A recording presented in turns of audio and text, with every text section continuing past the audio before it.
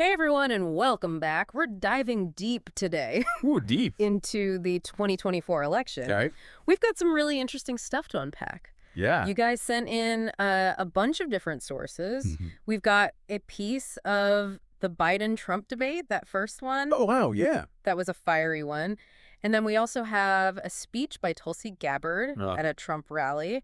And then we've got this really intense interview Oh, really? with Kamala Harris on Fox. So Yeah. we're going to try to break down Interesting mix. all the key issues here That's and what they might mean for you as a voter. So Fascinating. let's just jump right in. Let's do it. So first up, the economy. Obviously a big one, right? Of course. It was a major topic in that Biden-Trump debate, and they both kind of painted very different pictures. Yeah. Biden seemed to be going for that relatable, everyday American approach. Yeah. He was talking about kitchen table issues, jobs, making prescription drugs more affordable. He even brought up, remember that whole bleach thing Oh, yeah. from way back in the pandemic? You get a reaction. Yeah, I think he was trying to kind of remind people Right. of Trump's... Of his approach Yeah. to COVID. Yeah. Yeah. It's interesting how he's using that relatable language, trying to connect with those working class voters who are struggling with those day-to-day costs, Yeah, totally. making ends meet, things like that. Presenting himself as the champion of the everyday person. Right. In contrast with Trump, who had, let's say, A more unique approach to the pandemic. a unique approach. All right, so then you've got Trump, who is sticking to his guns, greatest economy in history, blaming Biden for inflation, Blaming Biden. Yep. criticizing his pandemic response. I mean, He's doubling down on that message of remember how good things were. right? That nostalgia. Pre-pandemic boom time, but, as That's the right. economists would tell you. There's a lot more to it than that. Yeah, it's a little more complicated. It's always more complicated than Yeah. it seems. Yeah. And I think what's really important to remember here is that Right. economic data Yeah. can be interpreted in different ways. You have to think about who's presenting that data. Yeah. What their biases might be. Totally. So, It's like a lens. exactly. You're looking at it through it. Exactly.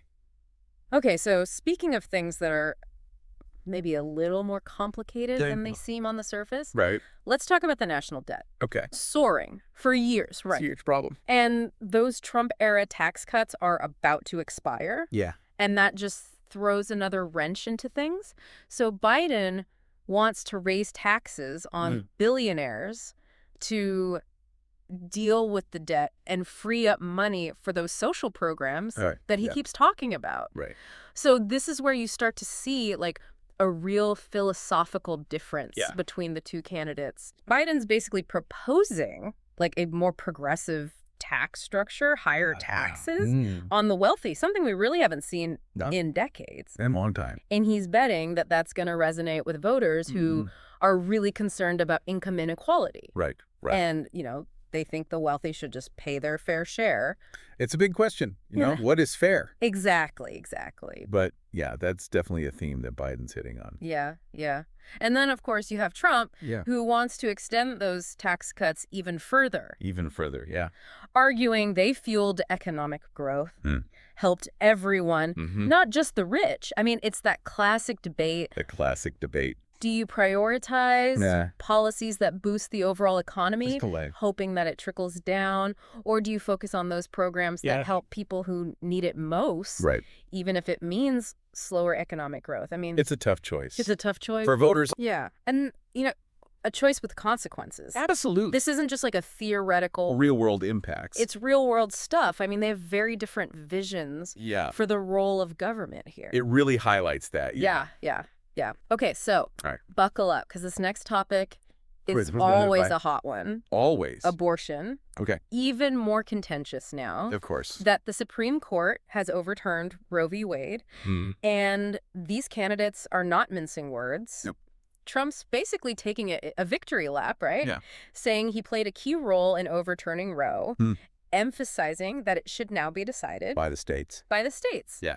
And he reiterates his support for the usual exceptions, Oh, okay. rape, incest, Yeah. if the mother's life is at risk. But he also takes a moment to criticize late-term abortions. Okay, so he's playing to both sides a little bit. Yeah, well, he's appealing to his base, but also maybe trying to moderate a little bit. Yeah. Yeah. And it's important to remember, this issue, It's far from settled. It is not settled. Yeah. I mean, while Trump's framing it as a states' rights issue, there's still a lot of potential for federal involvement. Right, especially with medication, abortion. And, Exactly. And so many states are enacting or considering yeah. these strict abortion bans. It's going to, I mean... Oh, it's going to continue. It's going to continue for a while. For a long time. Yeah. Then you've got Biden, who's hitting back hard right. Oh, yeah. Criticizing the court's decision, arguing it's a direct attack on women's rights.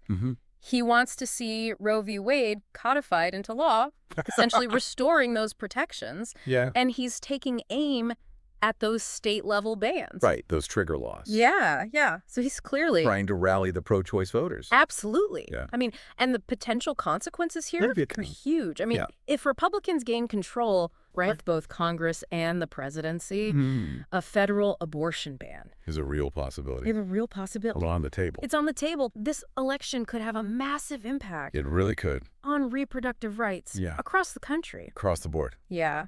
Okay, let's move on to another issue that's generating a lot of headlines. All right. Immigration and border security. Big one.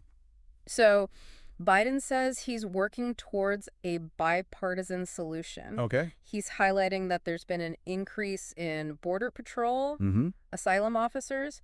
He's even claiming that illegal border crossings have gone down It's just him. under his watch. Yeah, it's Yeah. it's hard to know. Well, and this is where we see the challenge of, like, assessing these complex policies, right? Because it's not just about the numbers. exactly. He's story, the economic factor. The economic impact, the long-term implications. Yeah, the ripple effect. Yeah, and the system itself It's complicated. is so intricate and complex. It is. There's no easy answers. No easy solutions. Yeah. All right, then you have Trump, Okay. who is sticking with that worst border in history. Yep. Familiar territory. Rhetoric, claiming everything was under control during his presidency. I mean... He loves that strong language. You know, yeah. Really plays on it's a very... fears and anxieties. Yeah, like fear-based message. About crime. About national security. Right, and it resonates with a lot of people. It does. It does. Yeah, and this is where Okay. Tulsi Gabbard's speech Okay. at that Trump rally gets really interesting. Right. She really went after Harris and Biden Oh, wow. pretty aggressively, Oh. accusing them of basically opening the borders Okay. and allowing millions of people into the country who broke the law. All right. I mean, she even said, Good. quote, allowing 20 million plus people in who their very first act was to break our laws. Yeah. Playing to that law and order. Yeah. Really emphasizing those themes of law and order. And Powerful message. yeah, especially in a campaign that's likely to be See it close. so close. Yeah. It's a reminder that even within a party, Mm-hmm. there can be these really sharp disagreements. Absolutely. Yeah, yeah. Okay, well, let's talk about another area Right. where we see those divisions. Right. Foreign policy. You. Obviously, the war in Ukraine Top of everyone's. is top of mind for everyone. Oh. And Biden's taking a firm stance. Okay. He's calling Putin a war criminal. Wow. And he's expressing concern about the potential threat to NATO. All right. So for those that may not know, NATO Yeah. is the North Atlantic Treaty Organization. Yeah. It's a military alliance Yeah. that was formed after World War II Right. to counter the Soviet Union. Basically, it's a collective defense agreement. An attack on one Right. is an attack on all. So Biden's basically saying if Ukraine falls to Russia, it could trigger A wider conflict. this wider conflict. Potentially involving NATO members. Yeah, which would have huge implications For for global security. global security. Yeah. So he's arguing that supporting Ukraine isn't just about defending one country. It's about the principle. It's about protecting Yeah. this international order Exactly. and deterring further aggression. It's a big picture thing. Yeah. Yeah. Yeah. It's complicated. Very high stake. Very high stakes. All right, then you have Trump, who is claiming that this war wouldn't have happened if he were still president, Okay. criticizing the financial support going to Ukraine. Okay. And he says he could just settle the whole thing Oh, just like that. before he even takes office. So simple. So classic Yeah. Trump, bold claims, Mhm. promises of easy solutions. Easy peasy. But it does raise some questions. It does. I mean, what risks are involved? Yeah. What risks are involved in negotiating with Putin? Right. What would a Trump-brokered peace deal even look like? Yeah, and it's easy to say you can solve something. Easy to say. But international diplomacy Oh, it's so much more. is a lot more complicated. Totally more at stake. Yeah. Okay, so then you also have this recent Hamas attack on Israel, which has just further destabilized the whole region. And Biden's proposed this 3-stage plan to resolve it. So first, ensuring the return of those hostages taken by Hamas, then focusing on humanitarian aid. And then finally moving towards a ceasefire and negotiations. Right. So he's claiming that only Hamas wants this war to continue. And he's really positioning himself as the peacemaker. You know, kind of implicitly criticizing those who maybe want a more aggressive response. I mean, It's a tough situation. It is. It's a very delicate situation. And of course, Trump couldn't resist taking a swipe at the financial aid going to Ukraine, comparing it to the aid given to Israel. So he's tapping into that America first sentiment, suggesting that, you know, we shouldn't be spending money on foreign aid when we have problems. Problems at home. It's a familiar argument. It is. Yeah, and one that's likely to resonate with some voters. Absolutely, especially those who are skeptical of foreign intervention. You know? Yeah. Maybe they're tired of these forever wars. Yeah, exactly. It'll be interesting to see how this plays out. Absolutely. In the campaign trail. Okay, so this next topic feels particularly significant this time around, January 6th. Oh, wow, yeah. And the state of American democracy. This is not just about a past event. This is about the future. It's about the very foundation of our country. Of our political system. Yeah, are we here? And whether we could trust a peaceful transfer of power. In a peaceful transfer of power? Like, that's the question. I mean, looming over this whole election. It's the question. Yeah.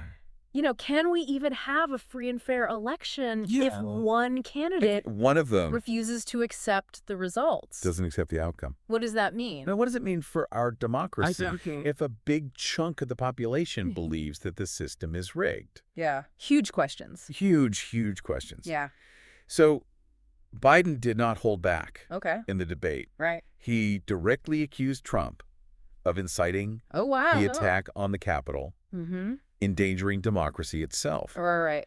And he also criticized Trump's suggestion that he might pardon those convicted of crimes related to January 6th. Interesting. If he's reelected. Framing it as like an attempt to undermine the rule of law. Yeah, the rule of law. He's really trying to frame this election as this battle between democracy and authoritarianism. Authoritarianism, yeah. That stakes. He's arguing that Trump represents this threat to the very fabric of American society. Yeah. And he's presenting himself as the defender of democratic norms. Of democracy itself. And institutions. Yeah. Then you have Trump, who, as you might expect, kind of downplayed his role in the January 6th attack, deflected blame, even claiming that the committee... the January 6th committee. Investigating it destroyed evidence. So it's... Classic Trump. Deny, deflect, do discredit. Yeah. And it seems to work. It does, for a portion of his base. For some people, they're deeply distrustful. They don't trust the mainstream media. They don't trust institutions. Government institutions. They see him as the outsider. Yeah, they see him as a fighter. Someone who's willing to challenge the establishment. To bend the rules. Even if it means bending or breaking the rules. Break the rules. Right. And then there was that moment in the debate where Biden just straight up... What happened? Called Trump a convicted felon. Oh, wow. Referencing his legal troubles. His recent legal troubles. I mean, it was a bold move, and it clearly rattled Trump. Trump then responded by bringing up, you know, potential legal problems for Biden and his son, Hunter. Right. I mean, this election's going to be... It's personal. It's ugly. And ugly. It's going to get messy. Yeah. I mean, it just shows how polarized... how divided everything has become. Yeah. We are so divided. Both sides are convinced that the other is not just wrong, but dangerous. Yeah. And they're willing to use whatever it takes. To defeat them. To win. And it goes beyond just the candidates. Right. Biden even said that voters who support Trump are voting against democracy. Wow, that's a big statement. I mean, provocative statement. Very provocative statement. Yeah. And it just kind of raises questions about what does it even mean? What it means to be an American. To be an American. You know, and whether supporting one candidate means rejecting the whole system? Like the whole system. Yeah. Whew. Take a breath. We need a minute. Yeah, we need a moment to process all that. To reflect on all this. Yeah. Okay, so maybe we take a little breather. A little breather. Before we dive into the next one. Sounds good. Yeah. A moment of zen. Yeah. You know, digging into these sources, it's like this clash of values. Yeah. Almost a fundamental disagreement. Right. About what it means to be an American. Yeah, totally. In the 21st century, you know. Like, where do we go from here? Exactly. Yeah, it's like we're at this crossroads. Yeah. Trying to figure out what kind of country we want to be. Yeah. So you have Biden and Harris. Right. On one hand, pushing for a more active government, emphasizing those social programs, global engagement. It's like they think America has a responsibility. Yeah, they think we have a responsibility to lead. On climate change, human rights. Yeah. Like, we should be working. Creating a more just world. To create a more just and sustainable world. Sustainable, yeah. It's that shining city on a hill idea. Right, exactly. But maybe with a 21st century twist. 21st century twist. Yeah, they're appealing to that exceptionalism. Right. But it's less about military might. Yeah. And more about those democratic values. Right. Progress, yeah. And then you have Trump and Gabbard. On the other side. Yeah, really hitting hard on that. America first. America first message. Yeah. They want to, like, pull back from global commitments. Less foreign intervention. Focus on domestic issues. Yeah, take care of our own. And they really think that America's been taken advantage of. Yeah, they think we've been on the world stage. Yeah.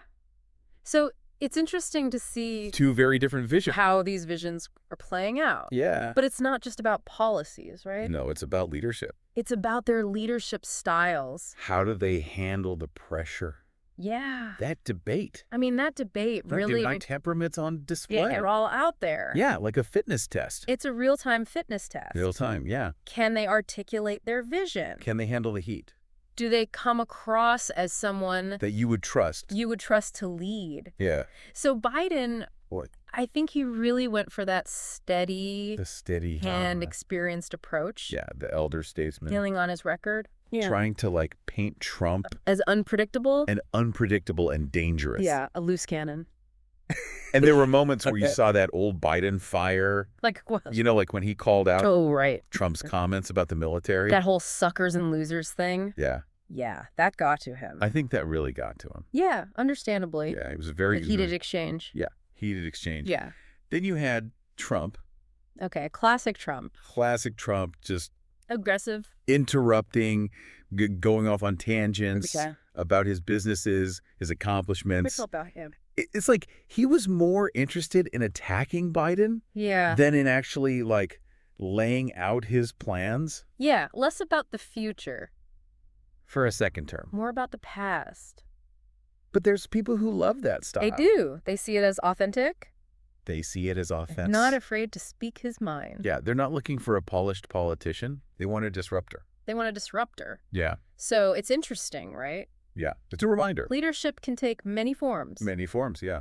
And different voters. Different voters want different things. We're looking for different things. Yeah. These sources are so interesting. I know. You get to see them unscripted. Yeah. You get a glimpse. Behind the curtain. Yeah. You like how they react in the moment. Yeah. It's much more revealing than a campaign ad. Than a carefully crafted speech or a campaign ad. Totally. Okay, so let's get back to some of the issues. Okay.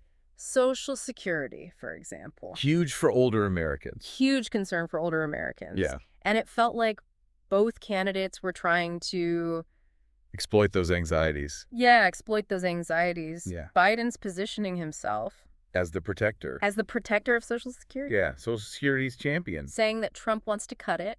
Which Trump denies. Which, of course, Trump denies. Of course. And Trump's claiming that Biden's policies, particularly on immigration, are actually the real threat. Okay. He's arguing that this influx of immigrants strain the system. Is going to strain the system and make it harder to pay benefits. To those who earned it. To people who've earned them. Right. So it's this Classic scare tactic. Classic scare tactic. Yeah. Both sides are trying to make voters afraid. Afraid that the other guy... That the other guy's going to take away their benefits. It's going to take away their benefits. It's a shame that such an important issue... I know, it's such a... is being turned into a political weapon. Political football. Yeah. I mean, Social Security is a lifeline. It is. For millions. For millions of Americans. Yeah. And it deserves a serious discussion. A serious discussion. About how to ensure its future. Its long-term solvency. But let's be real. Like, a nuanced policy discussion... Not going to happen. It's probably not going to happen. Yeah. Not in an election year. In the heat of a campaign. Okay. All right. What else? Let's move on to childcare. Childcare. Okay. It affects so many families. That affects so many families. Yeah. But it felt like neither candidate wanted to touch it. Really wanted to touch it. Yeah. Too hot to handle. In the debate. Yeah. It's a tough one. It is. Because there's no easy solution. No easy answers. Any proposal is going to be expensive. And it could alienate voters who don't want the government involved. Who oppose government intervention. In their lives. Yeah, so they kind of... Danced around it. Yeah. Using it as an opportunity to... Attack each other. Yep. Trump went to his... Border security talking points. Biden's record. Yeah, the same old stuff. Biden stuck to his... Economic message. Okay. Arguing that his plans would help families. Yeah. It's frustrating. It is. That's such a pressing issue. Got sidelined. Yeah.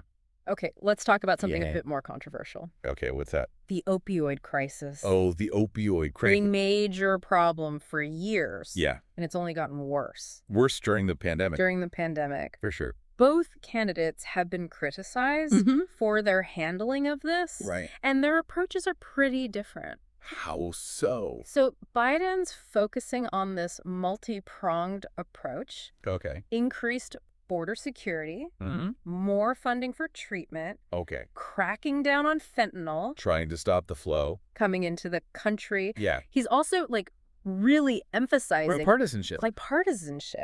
Acknowledging that this isn't a problem. One party can't solve it. That one party can solve alone. Right. Then you have Trump, who is putting most of his emphasis on border security.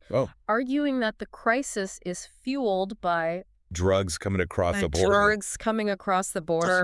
From Mexico. He's also blaming Biden for ending Remain in Mexico policy. Right. So for those who don't remember, a refresher, that policy required asylum seekers to stay in Mexico while their cases were processed. While their cases were being processed in U.S. courts. Trump argues that it deterred illegal immigration and helped to stem the flow of drugs. But critics say it violated human rights. Right. Put people at risk. And put vulnerable people at risk. Yeah, it's a tough one. Yeah, it's a complex issue. With no easy answers.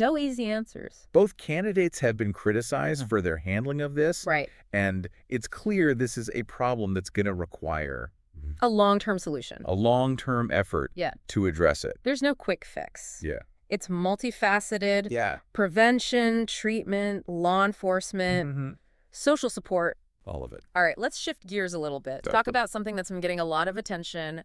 The age and health of these candidates. Sensitive topic. It's a sensitive topic. Right. But it's one that voters are clearly thinking about. I mean, especially since be the oldest. Both Biden and Trump would be among the oldest presidents in history. It's hard to ignore. It is. When you see those gaffes. Yeah. Misstatements. You wonder if they're really up to the job. Yeah, the demands are intense. Yeah, and Biden tried to address that head on. In the debate? What did he say? He was arguing that experience is more important than youth, than age. Okay. And that he's more mentally fit. More mentally fit than Trump. Even though he's older. Okay. So I think it was smart to address it. To acknowledge it and try to turn it into a positive. He's basically saying, I'm old, but I'm wise. Yeah. I'm old, but I'm experienced. I'm capable. I've got the experience. Yeah. Okay, went on the offensive, of course. Classic Trump. Boasting about his health. Yeah. Claiming to have aced. Those cognitive tests. 2 cognitive tests. Right. So deflection and bravado. Yeah. But it does kind of raise the question. Does that really matter? Yeah. Do those tests get a good measure? Really measure presidential fitness? Fitness for office. It's the voters will have to grapple with. Yeah. Do they prioritize youth and vigor? Youth and vigor. Or experience and stability? Experience and stability. No right answer. It's a personal decision. Yeah. Yeah. Okay, so before we wrap up this part of our deep dives, let's talk about one more issue. Okay. Climate change. Yeah. Climate change. All right. Front and center this election. Huge issue. And the candidates very different views. Have very different views on how to address it. I've noticed that the contrast between Biden's urgency and Trump's skepticism. And Trump's skepticism is pretty striking. Yeah. It's like they're living on different planets. They're different worlds. Yeah. Yeah. So Biden's making it a central part of his campaign. Okay. Calling it an existential threat. Existential threat. Wow. Promising to take bold action. Bold action. To reduce emissions. Reduce emissions, okay. Transition to clean energy. Clean energy. He's criticizing Trump. Pulling out. For pulling out of the Paris Climate Agreement. Of the Paris Agreement. Which was a global effort. A global effort. To combat climate change. Right. So Biden sees it as a defining issue. Of our time. Of our time, yeah. And he's trying to rally voters. Who are worried. Who are concerned about the planet, about the future. About the future. Yeah. He's framing it. As a moral imperative. Right. Arguing we have a responsibility. The future generations. To act now to protect future generations. Yeah. Trump has downplayed the threat. Even suggesting at times that it's a hoax. He's focused on energy independence, promoting American energy independence, rolling back regulations, environmental regulations, arguing that they stifle economic growth. Right. So it's a very different approach. Yeah. One that prioritizes short-term gains over the long term. Over long-term sustainability. So it's likely to appeal to voters who are skeptical of climate science. Of the science. Or who believe that those regulations are hurting the economy.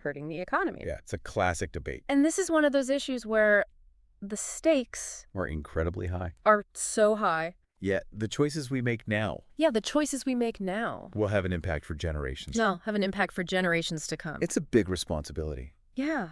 It's a daunting thought. Daunting, but also empowering. But it's also a reminder. That we have agency. We can choose leaders who will prioritize this. Yeah. We can choose leaders who will prioritize this. And demand policies that protect our planet. And we can demand those policies. Absolutely. We've covered a lot of ground. We have. But we're not done yet. There's still more to unpack. From these sources. All right. So stay tuned. For part 3. Of our deep dive. Into the 2024 election. All right. Can't wait. You know, going through all this. Yeah. It really hits you that this election. It's more than just the issues. It's about so much more than just the policies. It's about who we are. It feels like a real turning point. It does. For the country. Like a reckoning. Trying to figure out, what does it even mean? What does it mean? To be an American. To be an American, right? In this day and age. What role do we want to play? Exactly. Our place. How do we balance? At home and abroad. Individual freedom. Right. With our responsibilities. To each other. Yeah, to the world. And then you've got this whole information land ecosystem. How do we even know? Right. How do we it's true anymore? Sort through all the noise. When we're just bombarded with so much information. It's overwhelming. I mean, that Harris interview on Fox yeah. really brought that home. What'd you think? It was like 2 ships passing in the night. She was trying to talk policy. They had her vision. And Brett Baird just kept bringing up those hot button issues. Past scandals. You know, the stuff that gets the clicks. Gets the views. And it just shows you how hard it is. To have a real conversation. A nuanced discussion. About policy. Yeah. In the media environment. It's all sound bites. Everything's conflict and sound bites. Conflict sells. And let's be honest. Both sides do it. Oh, yeah. Trump might be the king. The king of the Twitter storm. Twitter storm. But Biden and Harris, they have their own strategies for shaping the narrative. Absolutely. So what's the takeaway? Where does this leave us? What have we learned? What's the big takeaway? Well, I think it's clear. Yeah. The stakes are high. The stakes are incredibly high. This election, this is not just... It's not just about choosing a president. Picking a president. It's about choosing... It's about who we are. What kind of country. And who we want to be. We want to be. This is so much bigger. It's bigger. Than just Democrat versus Republican. Red versus blue. Liberal versus conservative. It's about... It's about values. Our future. The future we're building. The world we're leaving. For our children. And grandkids. For generations to come. We've given you a lot to think about. A lot to digest. Food for thought. You're feeling a bit more informed. Yeah. And maybe even inspired. Inspired to learn more. A little digging of your own. Yeah, do your own research. And remember, this is just the beginning. This is just a snapshot. The campaign's still young. In time. More to come. The campaign's still unfolding. More debates, more surprises. There'll be more debates. So stay tuned. More surprises. Stay engaged. It's important to stay engaged. Stay informed. And stay informed. Absolutely. So, as always. Thanks for joining us. Thanks for joining us. On this deep dive. Into the 2024 election. We'll be back with more episodes. As the campaign unfolds. To help you navigate. Help you make sense of it all. The information overload. Because at the end of the day. And make sense of it all. The power is in your hands. Because ultimately, the power lies with you. Get out there and vote. The voters. Make your voice heard. So, until next time, stay curious. Keep those critical thinking caps on. Keep asking questions. And let's keep the conversation going. Don't be afraid to. This election. Speak your mind. Is too important. Engage with your friends and family. Just sit on the sideline. Have those tough conversations. We'll see you. All right. See you on the next deep dive. On the next deep dive.